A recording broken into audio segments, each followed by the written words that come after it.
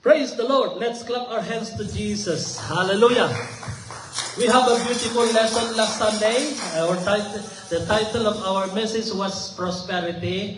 Today, we have a controversial lesson. The topic we are going to discuss today is titled, Let Us Make Man.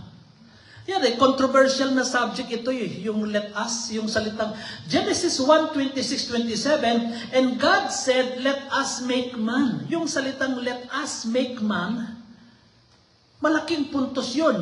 Pero, merong karugtong po yung verse na yun. Yung verse 27, so God created man in His own image. So, ito bang Genesis 1:26-27 ay magkakampi o magkaaway na bersikulo? Kasi yung sinabi niya sa 26, let us, at saka yung 27, in His own. Amen? Now, tingnan po natin, pag sinasabi natin let us, ang salitang us ay marami. Isa, dalawa o mas marami pa. 2 or 3 or more. Kasi plural, di ba? Praise God. Pero ang point ng Genesis 1:26-27, let us make man, ay ang pag-create ng Diyos ng tao. When God created man, He created him in His own image. Pero sinabi niya, Genesis 1:26, let us make man in our. So that is another follow-up. Us and our. Our means ours. 2 or 3 people. Amen?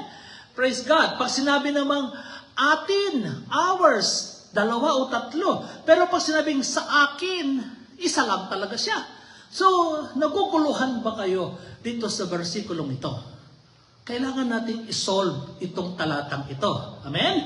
Sapagkat sa verse 27, when God created man, He created man in His own. There is only one image instead of our image. Ano ang ibig sabihin ng Diyos tungkol dito? Ano ang supporting verse? Okay?